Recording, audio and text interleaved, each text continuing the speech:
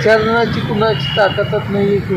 गंगाजल योग न्यूज चॅनलच्या वतीने गेल्या भागात आपण अशोक चौक येथील मार्कंडे उद्यानाची माहिती घेतली होती. त्यामध्ये दारू पीत बसतात अशी नागरिकांनी सांगितलेले होते. तर मंडळी, गुरुवारी गंगाजल योग न्यूज चॅनलने त्या ठिकाणी गेले असता खरंच त्या ठिकाणी मोफत दारू अड्डा गंगाजल योग न्यूज चॅनलच्या कॅमेऱ्यात कैद झाला आहे. पूर्व भागातील अशोक चौक येथील महर्षी मार्कंडे उद्यानकडे मनपाचा दुर्लक्ष आणि उद्यान विभागाच्या दुर्लक्षामुळे मोफत दारू अड्डा बनलेला आहे. पूर्व भागात तेलुगू भाषिकांची संख्या जास्त आहे. त्या ठिकाणी पद्मशाली समाजाचे कुलदैवत भगवान महर्षी मार्कंडे महामुनी यांच्या नावाने असलेल्या उद्यानात मोफत दारू अड्डा बनलेला दिसतोय.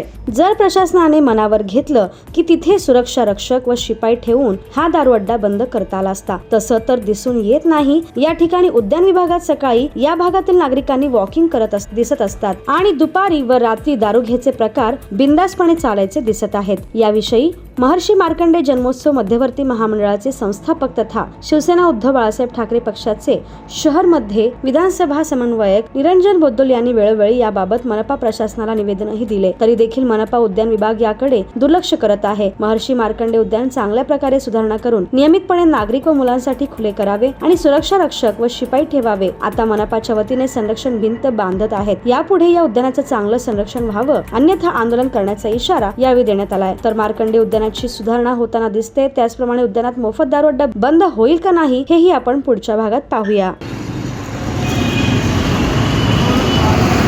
पूर्व भागातील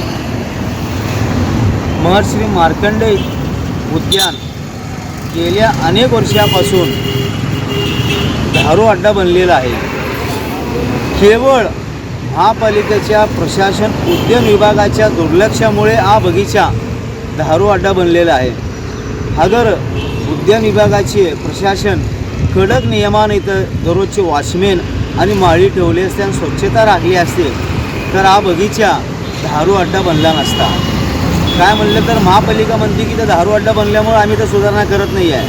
पण प्रशासन अगर मनावर घेतलं, इथं अगर सुधारणा करण्याचं मनावर घेतलं, इथं वॉकिंग ट्रॅक केलं किंवा स्वच्छता ठेवलं, इथं वॉचमॅन ठेवलं, या ठिकाणी अगर माळी ठेवणं, स्वच्छता अगर केलं असतं तर दारू अड्डा बनला नसता.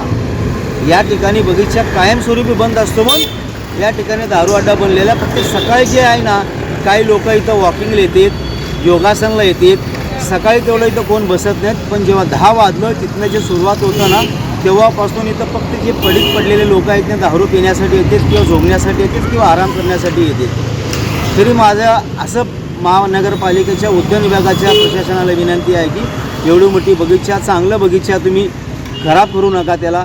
याला चांगली व्यवस्था करून लहान पोरांना कसं खेळण्यासाठी येईल किंवा पोरं इथं माणसं इथं कसं येतील संध्याकाळी, काय तर वॉकिंग ट्रॅक करणं किंवा संध्याकाळीचं पण चालू ठेवणं, इथं काय गाण्याचं संगीत विद्यालय ठेवणं किंवा काय तर करून पब्लिक कसं येतील याच्याकडे लक्ष देऊन महापालिका प्रशासनानं उद्यान विभागानं या मनावर घ्यावं आणि बगीचा चांगलं सुधारणा करावं असं माझ्याकडनं विनंती आहे. या ठिकाणी सध्या प्रशासनाकडनं संरक्षण भिंत बांधण्याचं काम चालू आहे. एवढा पैसा खर्च करून संरक्षण भिंत बांधतायत, त्यानंतरसुद्धा पण अगर खरंच पडले तर लोक असं बसले तर यापुढं तसं होणार नाही आहे. शेवटी जनतेचा पैसा नुकसान करू नका. हा जनतेचा पैसा आहे सगळं. संरक्षण भिंत बांधल्यानंतर चांगलं स्वच्छता, इथं वॉचमॅन आणि माळी असणं गरजेचं आहे.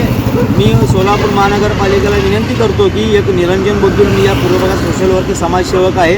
माझ्या वतीनं सगळं पूर्व भागातील जनतेच्या वतीने विनंती करतो की या बगीचा चांगला सुधारून जनतेसाठी खुला करावे.